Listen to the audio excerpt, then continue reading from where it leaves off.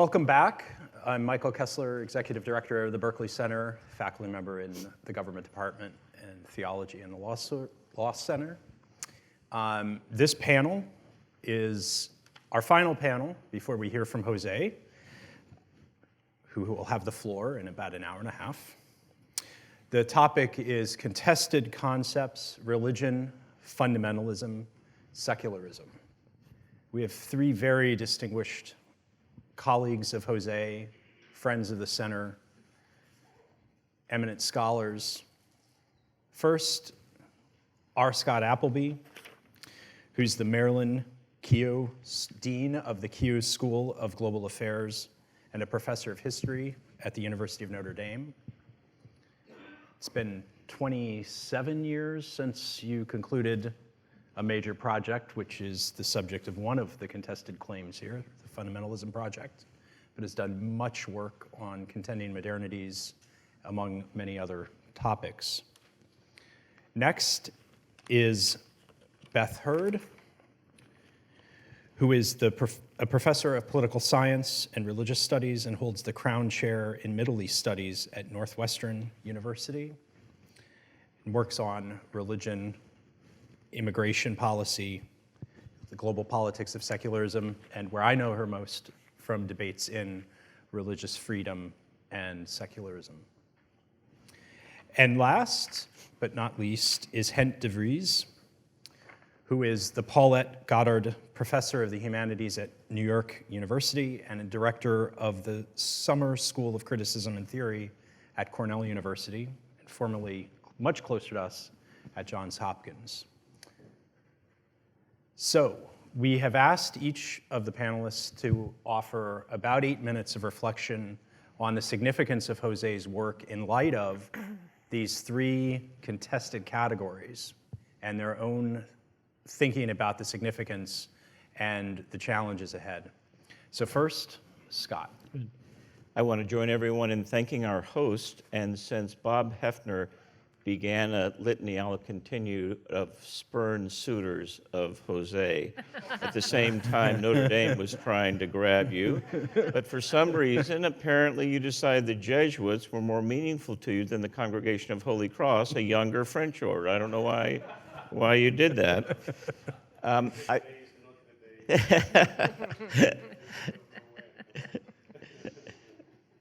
I've got three quick parts, and I'm going to stick to my text so I can stick to my time.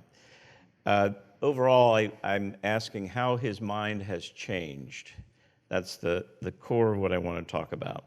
The fact of deep and abiding pluralisms, expressive of multiple and varied forms of religious and secular interaction and co-imbrication, renders it impossible to speak of the modern world as determined by a single material, structural, or moral homogenizing process. This much we have learned from Jose and others. On the other hand, there remain striking, non-superficial, non-trivial resemblances across these multiple forms and expressions of religion, which demand closer scrutiny before assuming that the forms and expressions are not each in its own way partaking in, reacting to a set of global conditions and circumstances that we've identified. For example, the widening, excessive inequality between rich and poor within and across regions, countries, and localities, the increasingly ubiquitous regulatory reach of the state, the ramifying contestations about and over social media and other technologically empowered methods of social control. We could proliferate some of these well-known contemporary conditions. Such conditions and circumstances further demand of and evoke from all religious and indeed secular subgroups a logic of response, a strategy or strategies of resistance, accommodation, withdrawal, whatever it may be. By the way, this little part of my presentation is just letting you know what I've learned these 2 days. I hope it's by way of summary. In his account of religious subjectivities during the previous session, Patrick Gilger called this what I'm calling a logic of response to these circumstances, a style of public participation or publicity. In his Catholic cases, the style is premised on an acceptance of differentiation in the public square, while resisting differentiation in and preserving the integrity or wholeness of the religious or spiritual community in question. And of course, we know there are multiple publicities, multiple logics of response, and disparate justifications for each chosen logic. So it seems to me the question we've posed this last day is how, we might ask, does the combination of the core premises of modernity as experienced today and deepening pluralism, how does that combination contextualize the moral and organizational choices which religious and secular movements and groups make? Those are the contexts. This is my way of asking, how has Casanova's mind changed since the publication of Public Religions 28 years ago? 14 years ago, right, cutting that period in half, he gave us a midterm report. In a 2008 essay published in Hence, Religions Beyond the Concept volume, there Jose revisits public religions after 9/11, after the political ascendancy of Huntington's Clash of Civilizations thesis, after he had begun to wrestle, Jose that is, with the fact of religious pluralism in a newly profound way, and as he was pivoting toward his concept of global denominationalism.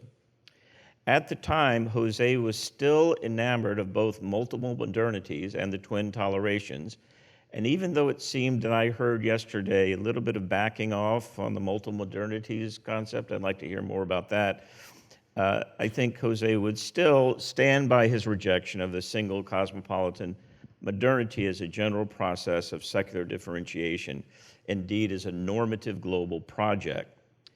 But questions then, how are we to conceptualize plural global imaginaries, and how are they different now than when the Jesuits roamed the earth, embedding themselves in non-European cultures? And what are global denominations exactly? Is this an updated form of the global, the local, glow-local? Jose calls Pentecostalism in that 2008 essay, maybe not for the first and certainly not the last time, calls Pentecostalism the first non-territorial global religion, if I understand you correctly. But we Catholics know that the Jesuits are a religion unto themselves, and their extraterritoriality preceded the Pentecostals by centuries. And are the Pentecostals really still recognizably unrecognizable in terms of their lack of structure, doctrine, their logic of resistance and accommodation? I think that's an evolving question. There was great enthusiasm then in 2008, and I heard yesterday as well from Jose and others, for integrating into any theory proposing to comprehend religious, secular, modern ways of knowing, believing, and acting such new old facts as intercivilizational encounters, transcultural imitations and borrowing, diasporic diffusions, and hybridity. This awareness, appreciation, and integration, Jose wrote in 2008, would surely displace the presumption of Western hegemony and cosmopolitan homogenization. Adding that, he added that we tended to call any religious or secular threat to this Western Enlightened project fundamentalism. And this thus has introduced the contested term I'm supposed to address here in what remains. I'm not sure if in that article Jose was defending the fundamentalists, denying their existence, or defending the anti-modernists who are typically denigrated as being a threat by virtue of their resistance to what they see as atheistic modernism. In any case, I come not to deny their existence and not quite to defend them, but to agree with the claim implicit in Jose's condemnation of binaries that they, the so-called fundamentalists, should not be relegated to the uncharted waters of the ancient maps that simply warned, here be monsters, or as we would say today, here be bad religion. Of course, fundamentalisms are hardly anti-modern, they are quite modern, if fiercely opposed to elevating the conventional technical and material aspects of modernity to an existential way of being in the world.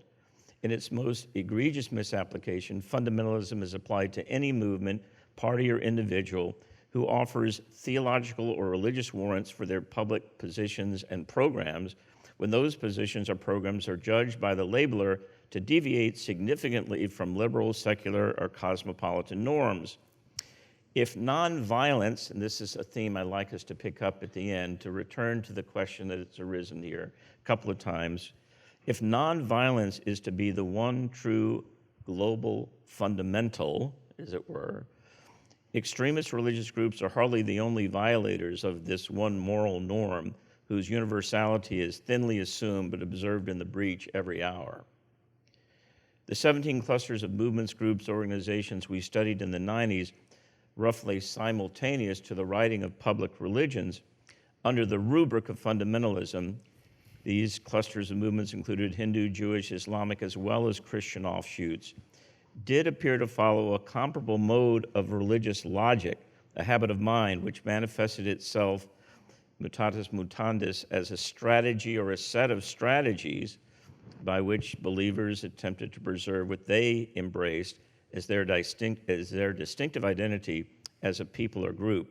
Feeling this identity to be at risk, they fortified it by selective retrieval of doctrines, beliefs, and practices from sacred or primordial past. These retrieved fundamentals were defined, modified, and sanctioned in a spirit of shrewd pragmatism.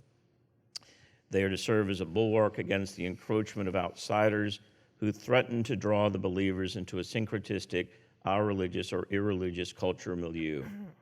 Moreover, these fundamentals are accompanied in the new religious portfolio by unprecedented claims and doctrinal innovations. By the strength of these innovations and the new supporting doctrines, the retrieved and updated fundamentals are meant to regain the same charismatic intensity today by which they originally forged communal identity from the formative, revelatory religious experience long ago. These groups took different attitudes to the state, as they do today, from the Hindutva organizations in India, the settler Jews in the West Bank, the Bible believers in the U.S., who each, in one way or another, enjoy a mutually manipulative and interdependent partnership with the supposedly secular state, to, across the spectrum, state-defying, would-be state-replacing Muslim cadres. They recognized and exploited internal religious pluralisms, and while they made a big noise about despising external pluralism, these 17 clusters, groups, and movements shared a tendency to borrow and continue to borrow from secular as well as other religious ideologies and tactics. My point is they're not so much far out there in the kind of processes we've been describing across movements. They're not that much of an outlier. And not least, they became increasingly transnational from the early 20th century onward to this day. So why can't these types of groups be seen to fit rather neatly with and be generously included within the array of global religious forms across a moral and ideological spectrum? Unless, of course, the global denominations must be called and expected to develop something like a moral consensus, say, against violence, against the repression of women, the taking of slaves, and so on. This, of course, is something very like the good old secular religious consensus that inspired the Universal Declaration of Human Rights. So this is yet another way of asking you, Jose, how your mind has changed on these questions. And particularly, I'd like also, if we could get a minute to explore not only the question of nonviolence in this global imaginary, but also your comments about moral pluralism and what that might mean. Thank you so much. That was great. Jose, you'll have a few minutes after each goes to, at the end, yeah. Beth. Okay, thank you so much, Michael. Hi, everyone. It's good to be here. Thank you, Jose, for hosting this wonderful event. In a recent post, a shout out to my colleague here on the Contending Modernities blog, Nelson Maldonado Torres reminds us that whoever defines, identifies, and explains religion wields much power. I think we'd all agree this makes Jose very powerful. Today, I'm interested in pursuing his important work on the category and history of religion by considering what it means to decolonize, globalize, and pluralize this category. That is, to use the modern term religion, to teach with it, to write about and around it. How do we do that, given its intense entanglements with colonialism, its dizzyingly complex legal lives, its embeddedness and even complicity at times in histories of domination, many of which we're now learning are deeply racialized? Is it possible to use this category without reproducing these hierarchies? Is it possible to do something other than simply say, we were wrong? Modern rational religion, we all know, was defined by a lack of entanglement with supernatural power, with magic, or with the state. Bad religion is criminalized as dangerous, uncivilized, wild, pre-modern, thuggish, and demonic.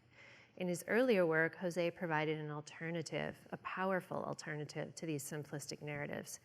Yet, we know that making religion across colonial settings did mean excluding practices described as superstition, magic, witchcraft, and so on. Working in the shadow of religion, as I'm proposing here, does not mean that we can just include those practices in the category and then move on. You can be a religion, you can be a religion, and so can you. Instead, we have more work to do. We need to decolonize and pluralize the category itself, open it up into and onto other possibilities, and to think religion otherwise, which is the title of the paper that this talk is based on. I agree with Webb Keen. We can't just throw away these categories, though. They're part of elite and everyday discourses. They mediate self-awareness just about everywhere. He says the categories of themselves become social facts. David Chittister agrees. After reviewing the history of religion's colonial productions and reproductions, we might happily abandon religion and religious as terms of analysis if we were not, as the result of that very history, stuck with them. So my question is simple. Are we stuck?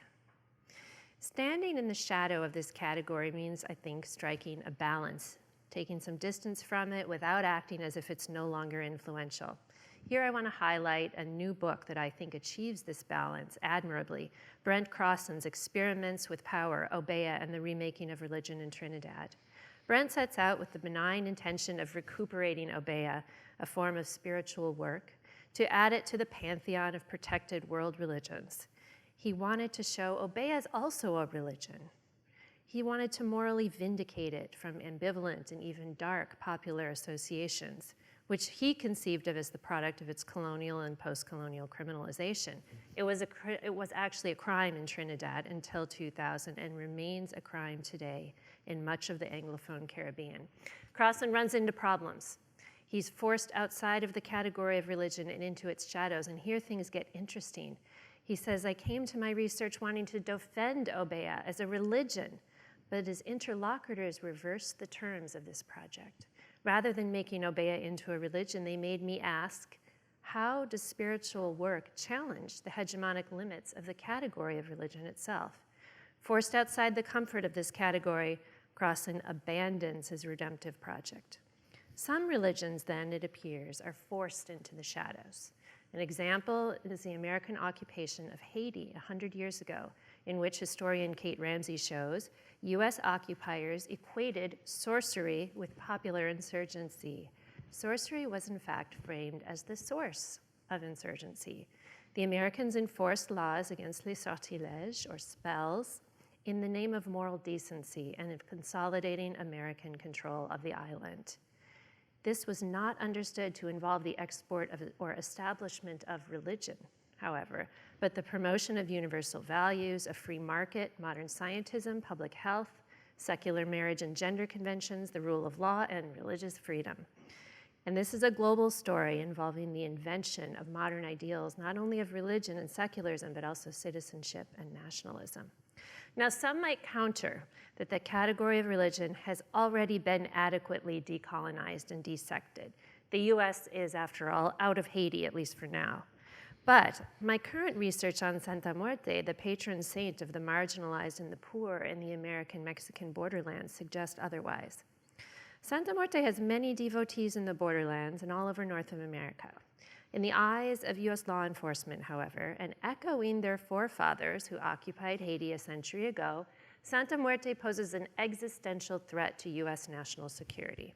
This is palpable in a 2011 master's thesis written for the U.S. Marine Corps University in Quantico, whose title says it all: Santa Muerte, Threatening the U.S. Homeland. The author warns Santa Muerte is in and of itself a religion incompatible to good order and discipline and promotes a society of lawbreakers. Counterterrorism authorities describe devotion to her as spiritual insurgency involving the worship of a perverted Christian god. To invite her and her devotees into the pantheon of world religions, I think, would be a mistake. How do we do them justice without reducing them to the categories from which they've been so violently excluded? Here, I think Jose's current work on the Jesuits rises to the challenge by opening new perspectives on early modern globalization and Jesuit evangelization that challenge persuasively modern assumptions about the West, globalization, and modernity. He calls us to focus on the brokers, on the borders, on the spaces in between. I've run into one of his Jesuits in my current work in the borderlands, Eusebio Francesco Quino, or Fado Quino, a Tyrolean Jesuit missionary, explorer, cartographer, and astronomer whose missions in the Pimeria Alta, which is now northern Sonora, southern Arizona, shaped the political, cultural, and religious landscape in the late 1600s until his death in 1711.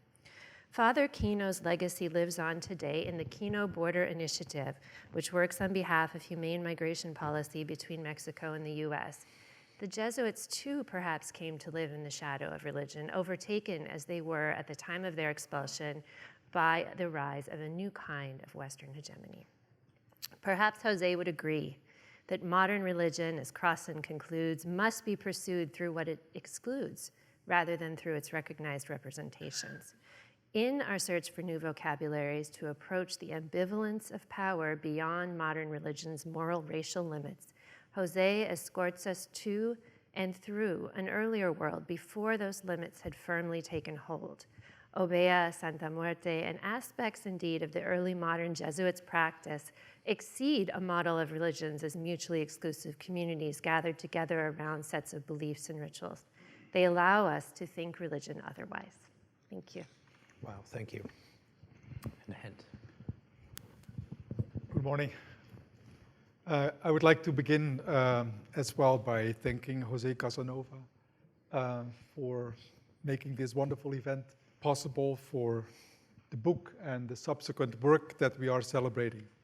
It has accompanied me since its publication and in my own individual research and in collaborative projects devoted in inverse order to the history, concept, and ongoing relevance of so-called political theologies, to the empirical and also intrinsic relation between religion and violence, religion and media, old and new, and last but not least, and more recently, in a project on spiritual practices or exercises.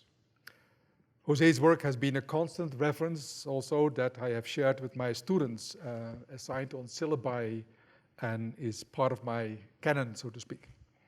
It's an honor to be here today and to learn from you all.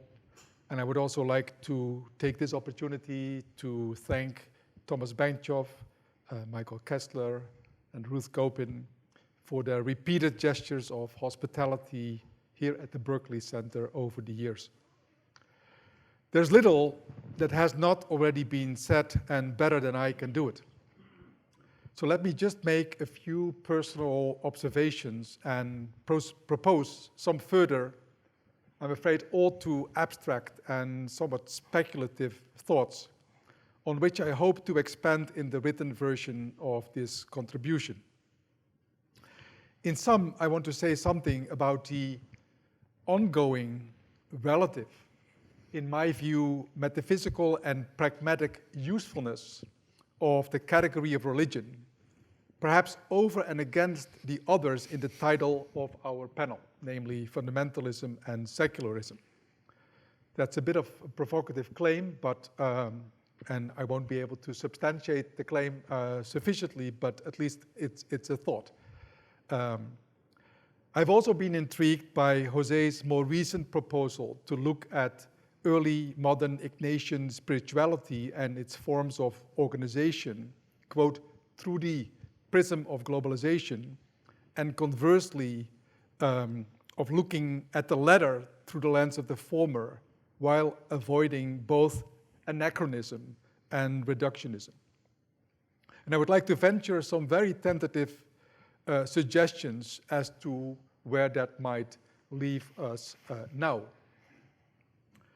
A quarter century after the publication of the by now classic Public Religions in the Modern World, quite a few things, undeniably, data and trends, causes and ends, have significantly changed and become more apparent. So my question basically is, in what ways and to what extent have global transformations affected the book's underlying concept of public religion, as it has continued and it seems increasingly manifested itself in what we are still inclined to call the modern world? Have these transformations, or rather revolutions, which are not merely scientific and technological, but economic and political, and that we somewhat vaguely designate as global, have they necessitated shifts in our understanding that are nothing short of paradigmatic? Or have we merely come to see that there are still more blanks to fill in, epicycles in the overall pictures to add, and so on and so forth? Do we need to broaden our horizon to include, for example, non-Western or non-European, say non-secular, pre-para or post-axial cultural domains, regions, and periods to improve our comprehension of what has happened and keeps on happening today? Or do recent phenomena and current affairs that we are faced with require that we more fully reset and reorient our thinking, and one hopes also our acting and practices or praxis, in a more profound and radical fashion, espousing an altogether different metaphysical and pragmatic viewpoint, one that is at once deep and resolute, for lack of better words? In any case, should we perhaps adopt a perspective and take an approach that casts its net even wider still, reaching back into the, what I like to call, immemorial past and archive of religion, and more perhaps even further out into the unfathomable future, while continuing to search also around us for all that does not quite match our expectations so far? This much is clear. In the last quarter century, ever newer, and paradoxically in their very nature and structure or format, more and more global publics have kept emerging. And this up to a point, up and beyond the critical point, where the polysemy of the very meaning of public, as well as for that matter of modern or world, including their enabling, surrounding, and transcending life world, in the Husserlian and Habermasian lingo, have undergone fundamental and wide-ranging changes. There's little doubt that the original meaning and force attributed to the concept and practice of publics has been subject to a near aleatory process of indefinite, perhaps infinite dissemination, which has altered the meaning and use or force of these concepts and references in question virtually beyond recognition.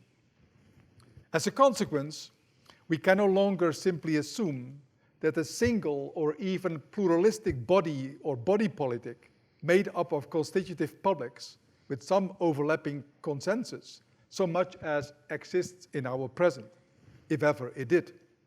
Or if it did, and does, that it has much chance of surviving the ongoing proliferation and exponential growth of proverbial markets of commerce and communication, money and instrumentalization, not to say militarization, to say nothing about the more and more recurrent, at times symbolical, at times violent reactions and revolts against them. After all, the latter hardly restore the older sense of public. If anything, they modernize, transform, and globalize it further, diffusing its putative origins as if there were none. And this is perhaps why fundamentalisms were always so deeply modern. Now, I would like to give an example as to where the contemporary imagination puts pressure on the boundaries of these concepts of public religion, but also of fundamentalism and secularism. When the science fiction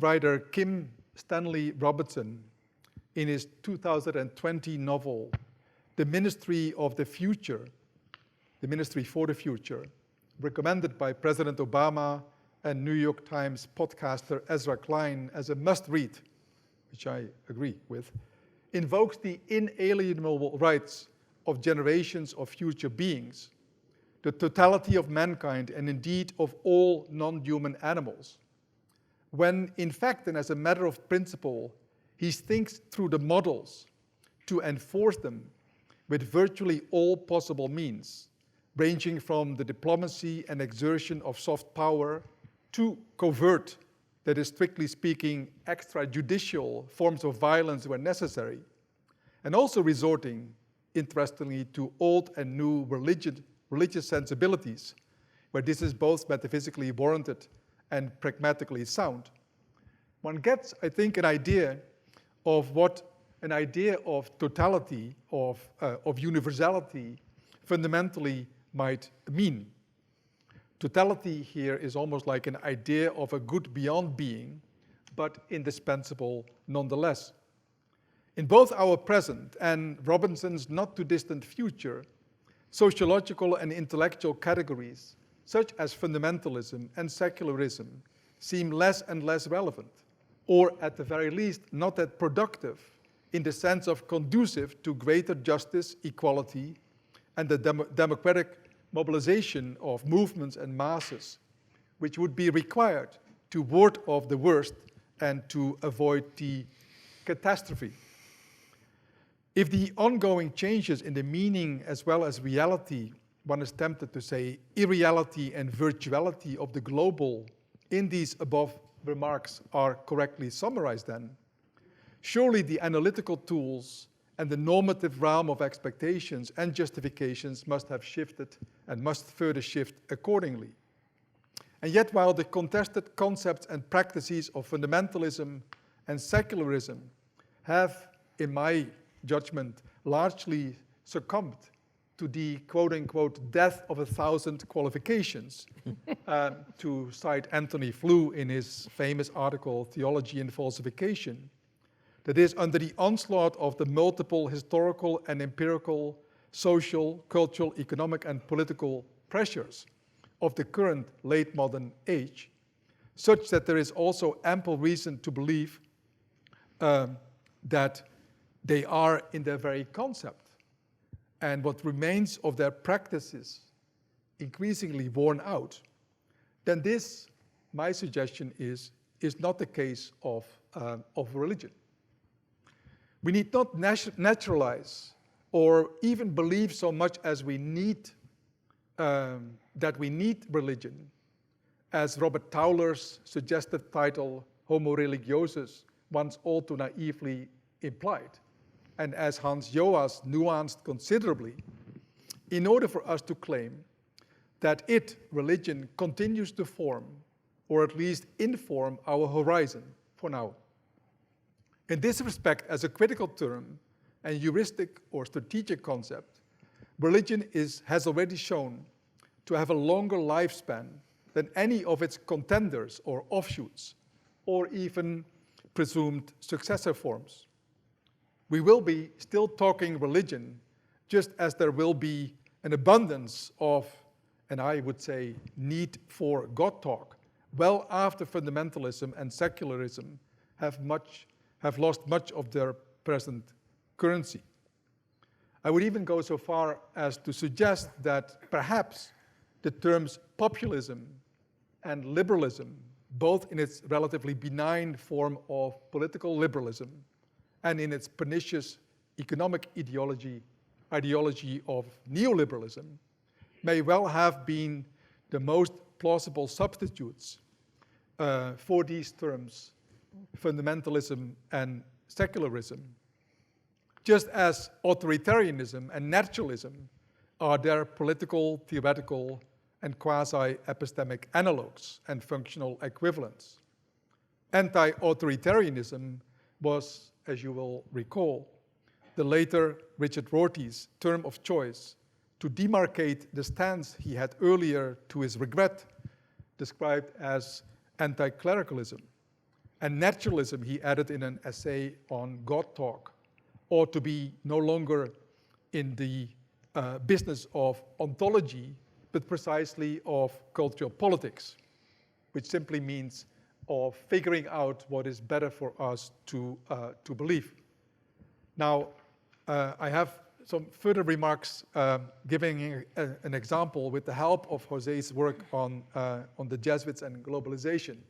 But I'm looking at Michael because I may have to leave that for the next round. Maybe leave that for the next round, because I think each of you have opened up a number of questions that I think we should let José, who's been exceedingly patient throughout this conference, to jump in and perhaps answer a couple of these important questions, and then we can continue to probe each other's definitions. Why don't we add questions rather than... It's your show.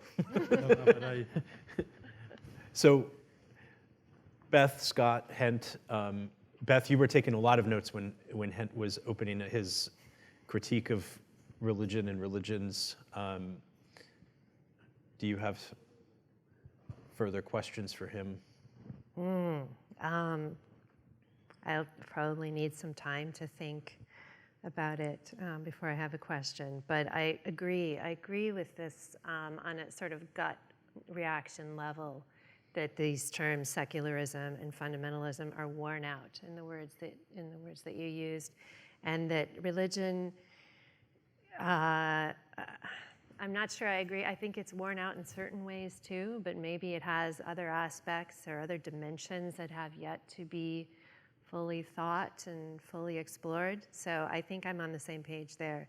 And I do think that asking this question about the concepts in José's book, the terms that you're using, the categories that you rely on, and how the development since that book came out almost 30 years ago may have actually transformed the meaning of those terms, how we've understood them, what goes into them, and the need to sort of catch up, I think, and reassess how do we think the questions that José was thinking when you wrote that excellent book, how do we ask those questions today? Are they different questions? If so, how are they different? And if they're different questions, do we require different concepts in order to reorient and reset the conversation? So I think the forward-looking aspect, the kind of renovation of those concepts, the revisiting of those concepts is a really important task for us today. And I would love to hear your thoughts because, you know, I remember one time Talal said to me, I'd never read anything I wrote after it's published. I will not read it. And I thought, wow, I really like reading what you wrote after it was published. But I think that all of us, when we go back and visit something, I'm imagining here and projecting onto you, José, but after 30 years, you think, wow, to what extent does this still hold water? Is it still alive? Does it still speak to the transformations and challenges of our time? And so to me, to reassess those categories and to rethink what we mean by publics and what we mean by religion and to kind of renovate our understanding of them to update with where we sit today, I think is just extraordinarily important. And I agree with initially with what Hent was talking about, although I don't know what an aleatory process is. I have to admit, I'm not quite that fancy. But one doesn't know. I want to just build on this also because I know José wants to listen and wait before he jumps in on where you were leading, Beth. Mm-hmm. One of the words you used when you referred to the tired nature of fundamentalism, secularism, maybe even religion, is neoliberalism. And I think if I understood you correctly, you were saying almost you could replace some of these terms within the category or put them within the category neoliberalism. If I understood you correctly, this question is why I come back to the question of a moral global order, what that might mean, and whether what we're talking about, if we step back within the sphere of religion, but not only religion, that the world is even more clearly configured around power dynamics, wealth accumulation, neoliberal capitalism, and everyone in a way is in some kind of responsive mode, accommodation, resistance mode. And so the question is almost not what is fundamentalism, what is secularism, but what are the kind of modes of reaction, response, resistance, accommodation to a global order that has seemed to me to be overwhelmed by markets, by capital, by wealth, by this widening inequality, which affects religious expressions, but not those alone.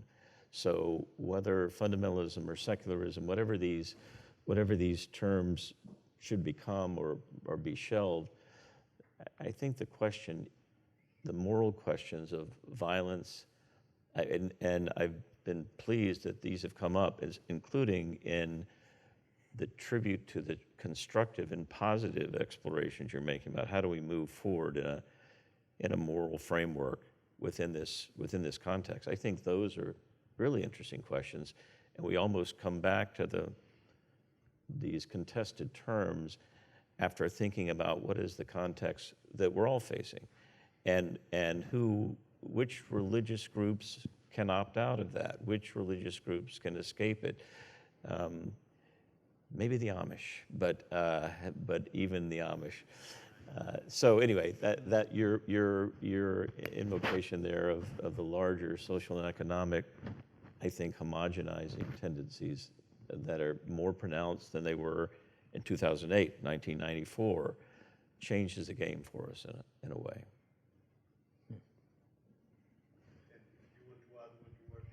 To read, or do you want me to enter the conversation? Well, I was going to give two quotes from the later essay that I referred to on the Jesuits and globalization, where you write two things that struck me deeply, and I'm grappling with what the implications of it would be and where it would lead us. So one quote is that we are entering a new decentered global age after Western hegemony.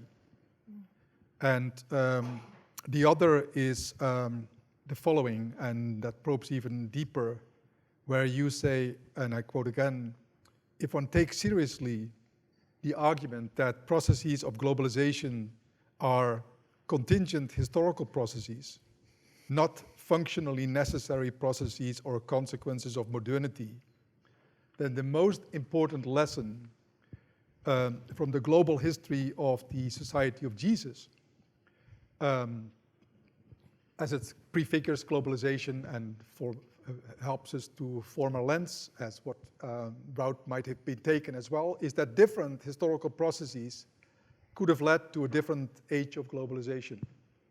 And then you conclude by saying one enters, and that's the abstract speculative thought that appeals to me, hopeless metaphysician as I am among social scientists and political scientists. One enters thereby into the highly problematic yet illuminating field of speculative what-if stories. The merit of such theoretical exercise or thought experiment resides not so much in its ability to construct rational social structures freed from any particular historical constraint, but rather in its facilitating the critical reflexivity that is required to free ourselves from what Charles Taylor calls the unthought, that is, to allow us to reflect critically upon the deep, taken for granted structures of our own epistemic and metaphysical presuppositions. And so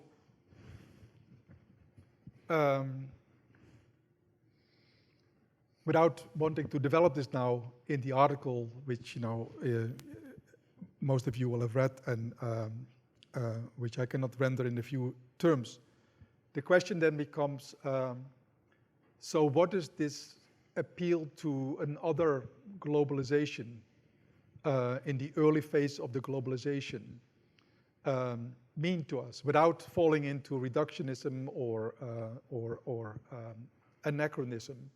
How is that counter model, as it were, a prism or lens that allows us to reopen, let's say, the debate on globalization and on modernity? And my fascination with that was that it speaks exactly to what I suggested earlier, namely that religion is and remains the larger immemorial archive whose unfathomable resources will inform even the most enlightened critical thinking. And through the sheer wealth and depth of that repository and reservoir, Enlightenment thought or modern secularity will always be on the losing end, be less imaginative, less resourceful, less interesting, less what is better for us to believe, as it were. At the same time, I could not suppress a certain worry, namely as to whether the model of Ignatian spirituality and its practices would allow for an openness to everything that the contemporary world demands and challenges and asks of us, as it were, right? And in that sense, my abstract, speculative, or metaphysical question is perhaps also my being stuck in a certain Habermasian perspective, not so much of a discourse theoretical framework, but this sense that you find prominently in the theory of communicative action, right? That modernity stands and falls and rationality stands and falls with there being a formal concept of an objective world, nature, a social world, and an inner world that can be filled up, that can be particularized in multiple ways, right? And the challenge, I think, in religion, and that may be the distinction between rational religion and lived religion or revealed religion or historical religion, is always whether its universal idea cedes to a form of particularism that at the same time also always opens up, as it were. But I'll stop here for now. Well, those are impossible questions. I mean, I wish I had some answer to them. I mean, I think we need to pose them today. Let's begin with the one you raised on global denominationalism and who do we include here? Which is close to your question, who is included in our category of religion and who is excluded as bad religion and therefore not religion but magic? Which of course brings us to Durkheim and the sacred and profane, because really for him the fundamental distinction is between religion and magic, right? Religion is the publicly sacred. Whatever is societally publicly sacred is religion. Whatever is private and it's magic and superstition. Which is a way of saying that privatized religion precisely is magic, while the sacred secular is what is the sacred in modern societies. This is a way of putting it. So on global denominationalism, the argument I'm making is that this is based on a process of mutual recognition. Of recognition without giving up the claims to truth of any of the religions, to accept on the equal claims of others. So this is one aspect of it. And actually, The idea came to me very obviously when I was doing simply visiting an Umbanda temple in Sao Paulo. The founder is a famous heart surgeon, so a very secular expert, but also has written a lot of books on all forms of Oriental mysticism, Indian, Tantric, Buddhist, Sufi. So he's both a scholar of mysticism, he's a surgeon, and he's the priest of this so-called superstition, let's say Afro-Brazilian religion. And the slogan in their entering the temple is, we are different but not unequal. Somos diferentes, mas no desiguais. And this idea, yes, we are different, we are not Christian, we have a different religion, but doesn't make us less than others. So this notion of emphasizing the uniqueness, the particularity, while also appealing to the universality. So how can we do both? And obviously I think the solution has to be in some form of linking of precisely religions in the sense of the post-sacred axial religions dealing with transcendence, therefore, and the notion of civil religion. So we have to accept both a global denominationalism, which brings a certain affirmation of the difference of each religion and the right to be different, while also accepting their claims to equality, universality, whatever, while at the same time realizing that this is not enough, that we still need some common moral universalism, let's call it the sacralization following Hans, the sacralization of the human person, that precisely leads to some questions of non-violence, right? So not desacralize the human person. But what this means in practical terms, it cannot be answered theoretically. For me, it's very clear that whatever we call equality, gender equality, obviously we all are for gender equality. When my colleagues, Muslim feminists, claim that for them Islam is the best religion because it is the one that really, really emphasizes gender equality, all my secular feminists, what are they talking about? So obviously we are both appealing to the principle of gender equality, and yet what it means for us concretely, personally, is very different things. But this is also what, the same thing goes to public sphere and democracy, etc. I was always stuck as a sociologist. I spent all my life teaching the founders of the discipline, right? Marx, Tocqueville, Durkheim, Weber, and then Simmel, and then the Chicago. And for me, Tocqueville, this obsessive with the notion that equality, democratic equality, is the providential, unstoppable force of global history, that nobody can stop it. Everything is contributing to equality. And he calls democratization the unstoppable force. And he could not see gender equality as part of this force. So if the great prophet of equality as being mother, as the fundamental definition of what is, could not see gender equality, you realize precisely how pragmatically we are embedded in contexts that do not allow us to ask this question. So the best we can do is precisely to free ourselves from the unthought. And how do we do it? Well, then precisely by being able to cross from our culture to others, from our language to others, from our historical period to others. What the Jesuits did for me, the Jesuits had been the typical anti-Enlightenment, anti-modern. I come from Spain. They are bad guys because they were the bad guys in modern Spanish history. They sided with the Counter-Reformation. They sided with the anti-Enlightenment and so on, and against the nation. They were spelled rightly so many times. And then the question is, why did everybody gang up on them?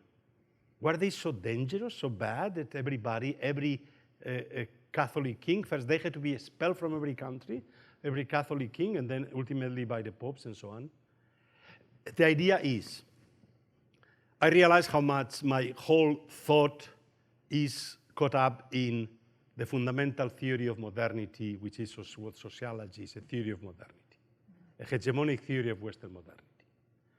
And to free myself from it, I had to go beyond or earlier than modernity and realize that when I say that the global age something is, we are entering, that we cannot view this simply as a continuation of Western modernity. That we have to realize that we have to break with this Western hegemonic phase of organizing the world, either through capitalism, through the West national system of states. But how to do it? So again, it's not a question of counterfactual. But then the idea is when Kino goes to Sinaloa, when Kino goes to the southwestern Native Americans. I mean, I visited Kino territory in Mexico 2 years ago, and it was fascinating to see these tribes that still remember the Jesuits that left them for 200 years, and they didn't want to have any other priest but them. And so they've welcomed the Jesuits again. Now they are the missionaries. They are the missionaries they respect. Yeah. But the same thing was with the Japanese that have been underground for 200 years, and with the French missionary in the 19th century came, and after having been exposed to so many Protestant Christians, Protestant ministers, and they ask this, are you married? No, I'm not married, I'm a Catholic priest, so you are a padre. The idea that somehow there was a relationship there. So the question how to decolonize, to realize the colonial encounter was much more complex than our own theories of colonialism. That religion has not been simply the construction of Western secularity. And this is my main distinction with Talal Asad. The notion, it doesn't begin. The encounter of the Jesuits, they themselves didn't know what religion is, and they don't use the category. But in the encounter itself, they open up a possibility of different types of things, differentiation of religion and culture. So it has been a process of 300, 400 years. And we cannot, so we have to enter the whole intercolonial exchanges have been much more complex than our theories of Western hegemony and anti-Western Orientalism imply. Oh, absolutely. So this is basically a way of getting at it. Obviously, Hans, I mean, I was going to make this comment later. Yesterday, when I heard this fantastic reconstruction of my life work, I was not shocked because I had read it before in German. Otherwise, I would be shocked that somebody can understand yourself better than you do. And reconstruct it, and by looking precisely in the particular pragmatic context, the Sitzim 11, the hermeneutic context within which your ideas are being produced. And so we are struggling, all of us. Nobody has an answer. If somebody thinks that anybody knows where we are going, we have no idea. So let's be honest, and let's try to free ourselves from our certainties of what we are building, realize that we are. In a certain sense, Durkheim was right. The old gods are dead and new gods are being born. But of course, this has been going on now for 200 years, right? The notion of a constant transitional thing that we are moving. So rather than knowing what the telos is, recognizing that no. And that it will make a difference how do we project what we want to construct, rather than thinking there is a telos, we know already what the telos is. So this is where transcendence comes in, right? So the power of transcendence to free us from the notion that somehow whatever immanent, whatever is we can rationally construct is all there is to it. And this, of course, the power of Durkheim's pre-rational, rational, the societal as being the non-fully rationalizable, right? So at the origin of the social, there is something which is transcendent. And of course, he doesn't want to accept the very notion of really non-human transcendence. And therefore, it's somehow in the social. But the fact that it cannot all be rationalized, and the attempt to rationalize fully what we construct, you know, that simply so there is some mystery there, some questions that we cannot answer rationally, and that we have to accept through other means of getting at them. Let's put it this way, there is an eschatological, for instance, on violence and peace. As we know, this Pope is committed to going beyond just war theory, getting rid together of all wars. Yes, eschatologically, that's what we all want. But then when the real war comes, you need a just war theory to say which kind of defense is ethically defensible and which kind of defense is simply entering into the logic of war, right? So again, I think that we are not there. So we can try to, but it is the problem sometimes with this Pope. He can be very, very clear and criticizing the devil, let's say, in neoliberalism, and that capitalism kills. But then there are things that actually really kill. Then he's much more reluctant to call it. And so this is, we're struggling with those issues. Yes, of course, we all want to have a world without wars, without violence. But we are far from it, and we still are in this respect, have to accept that this Haton is not here yet. And so. Beth, Scott, comments or further questions for Jose? I was looking for a little more certainty from you. No, but I think the ambiguity we face is the reality of it, and so I appreciate the way you wound up your comments. You know, the uncertainty of it, and where are we headed? There's not a teleological destination. And I was struck, I'll simply say I was struck yesterday by the exchange about the situation in Ukraine. And it's one thing for Paroline to say we're opposed to, that the Ukrainians should defend themselves, but just don't give them the means to do so.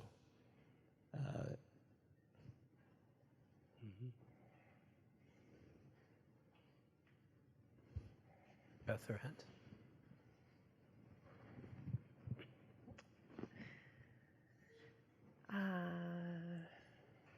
No, I think I would love to just, hear you say a little bit more about the category of public religion in particular, and how people use it all the time.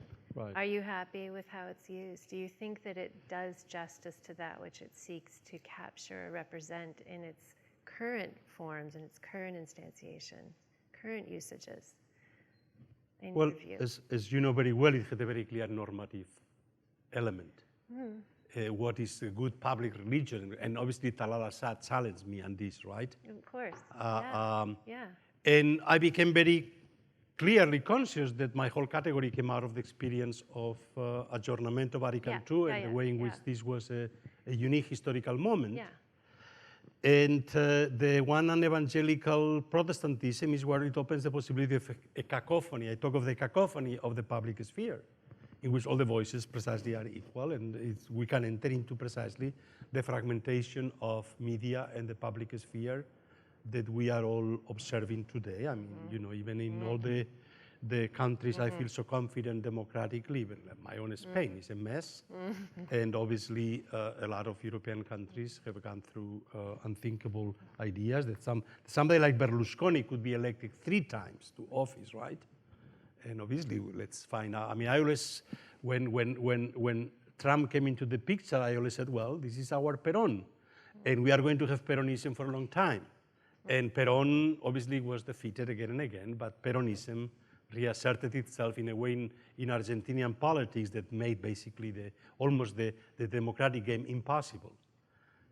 And so we have to be honest about the possibilities that our own democracies are in very serious trouble, and therefore the public sphere. I was always aware of the notion that mobilization itself in civil society can be very undemocratic, obviously. I mean, this was something that when somebody like Bowling Alone, the author, Putnam was talking about these movements in Italy, and obviously Juan Lins, that has studied a lot about this failure of democracy, pointed out all these movements. Those are the places where fascism was the strongest. So this civil society that you are talking about is the one that actually opened itself up to fascism so seriously. So obviously, we need history, and we need to be very, very humble about our presentism, and thinking that certainly whatever is now is the best, and that we have And so open ourselves to learning from, You might let other people also from the past. in the audience. Especially from pre-modern. I mean, the question of axiality, of course, raises the question, are you then the religions which are axial and therefore universal and therefore good, versus the other which are pre-axial? But point is that today, this is my point, precisely Umbanda wants to, so I acceded to the ceremony. And of course, first you have the kind of the public ceremony in which everybody is invited, and you have very much like a procession of white-clad ministers into something looks like a lot of priests being together celebrating in mass. But of course, half of them are women, which of course you know is not the Catholic Church, when half of the priestesses are there celebrating. But this is in a kind of a celebration of equality and human rights, and then comes the actual pragmatic aspect of exorcism, where people come from healing, and there you have the public event in which you have publicly the way in which people come as clients to be exorcised by the people there. So you are presentially all these type of exorcisms there, and obviously a lot of people are helped by in the process. Not everybody, they may go to some other place to find salvation or to find healing. And then you have their own Sancta Sanctorum, and they invited me, who are initiation into the real Umbanda religion, which of course one that for me was the most exotic, if you wish, the most mad, superstitious, if you wish, right?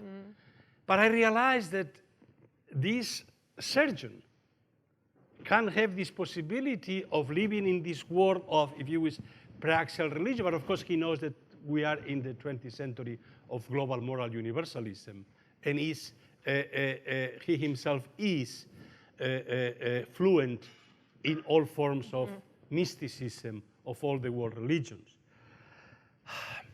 This is our 20th century. And So, Jose, we can draw in a few other people Yes, into the please. conversation at this point. We have about 15 minutes.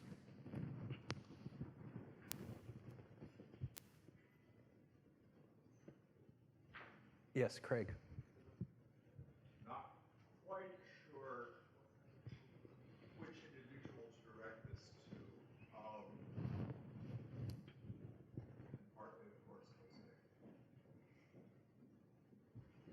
I'm wondering how much the discussion continues to focus, or is focused overwhelmingly on the ideas of good and bad order, and not disorder. That is the extent to which the accounts of public and public religions, but also in democracy, presume an order, not the cacophony that Jose has also referred to, but that there is some resolving order from the state, from morality, from reason, from somewhere. The discussions of public religions invite a intercivilizational look at good and bad order, alternative order, multiple modernities. But where is the place? I mean, Hent says aleatory processes, we throw dice or something, but where is the place of non-order in this? And it seems to me that lots of the motivation in the projects that are at issue is the fear of disorder, or the attempt to avoid disorder or non-order, not merely to choose among orders. So I'm just kind of struggling with how that fits in. Yeah, and Yes, thank you, Greg.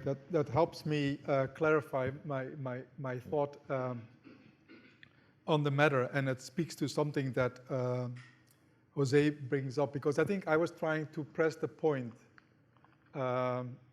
thinking back to Habermas's theory, that there is something on a superficial level, and I'm not doing justice to all the complexities, but one might come away with the following impression, namely that given the global impact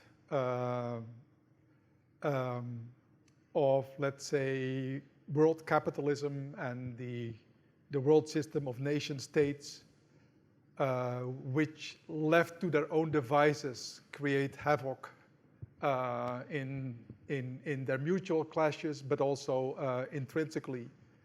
We need to imagine history, narrative, religion, as a resource, as a repository, as an archive, as I said, tapping into its forces of subjectivation, of embodiment, and of community, and whatnot. So I take José's work, but I may be wrong, of having shifted, let's say, the Habermasian pragmatic paradigm somewhat away from, let's say,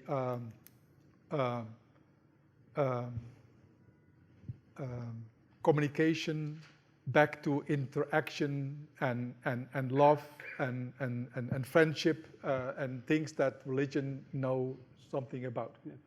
My worry, and that goes back to Greg's question, is that that may run the risk, even though it acknowledges human finitude and cacophony, it may run the risk of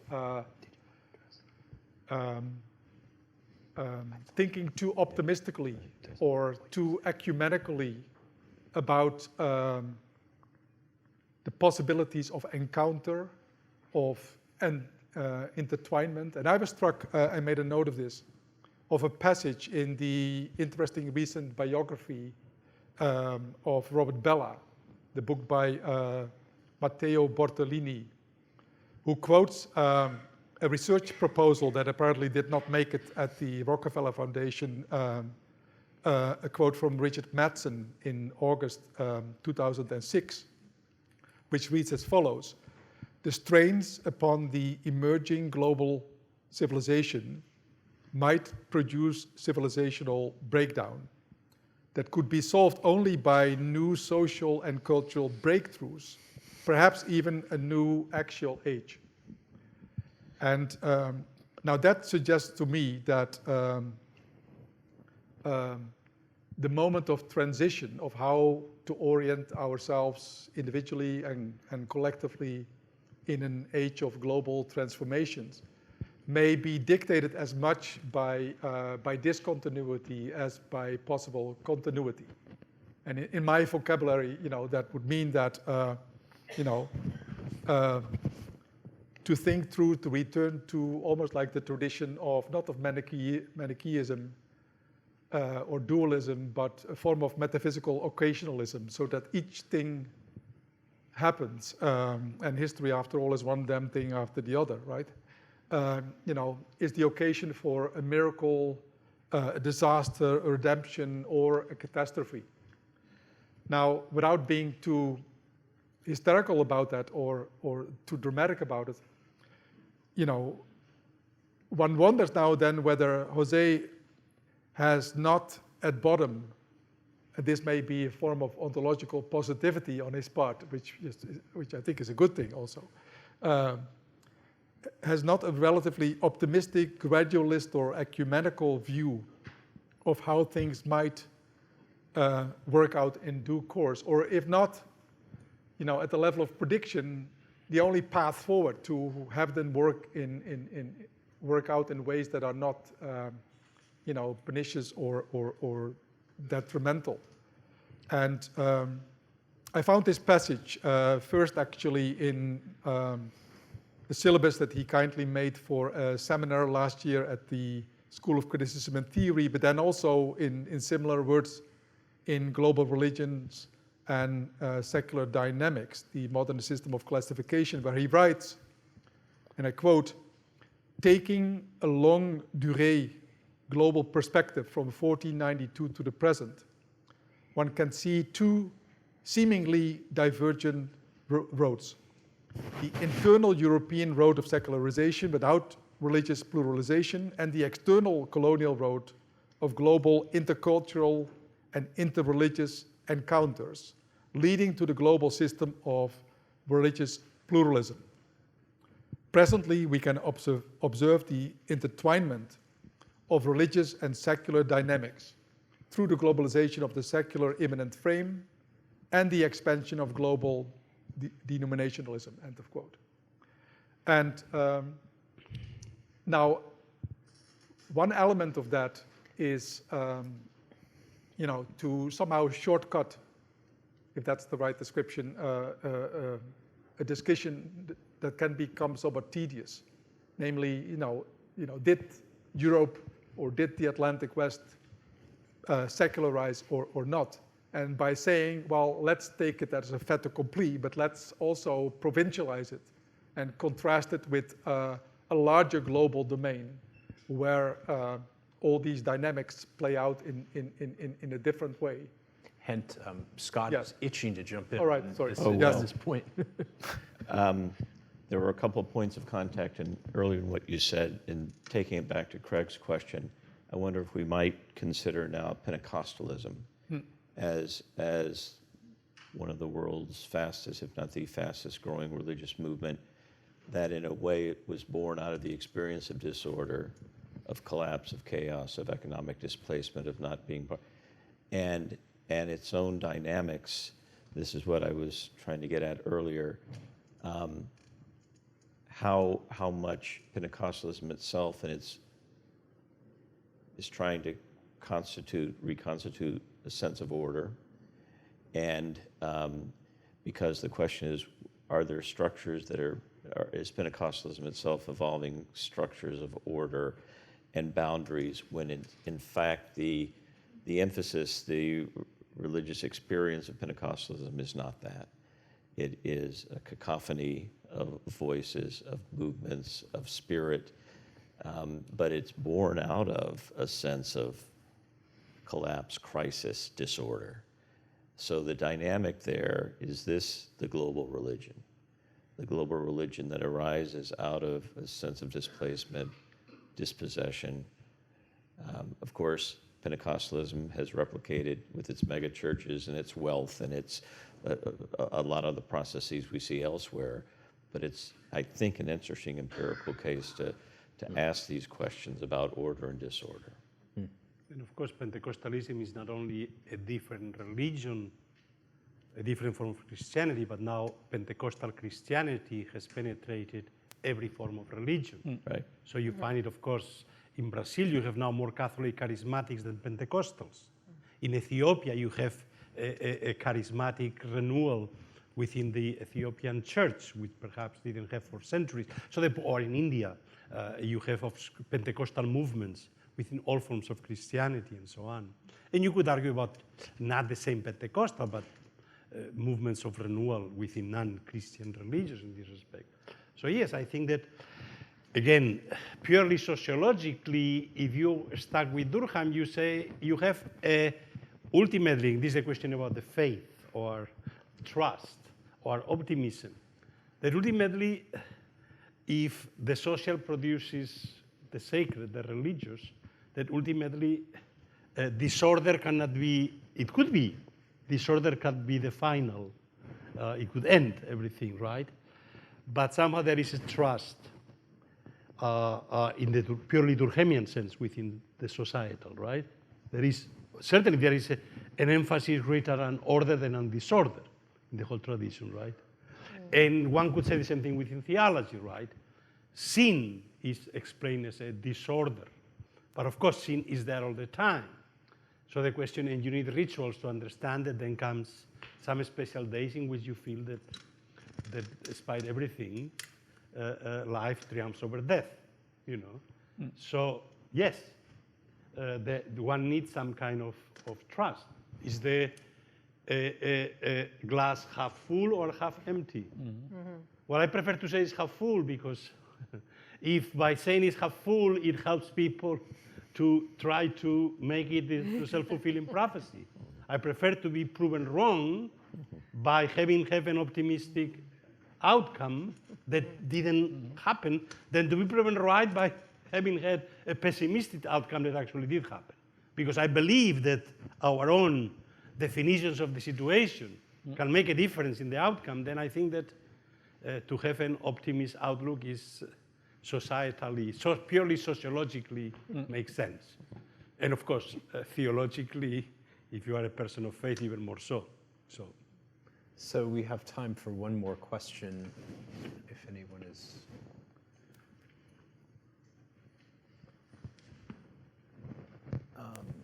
Charles has been very silent. I would like Charles to enter Charles. into this. You've been called on, Chuck.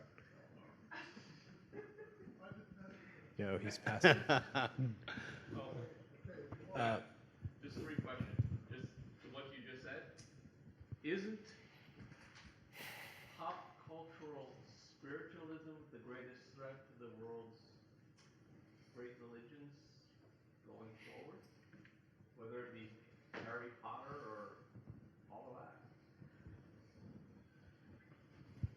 Question. Whoever cares to answer it. No. No, I mean, No. I don't think that.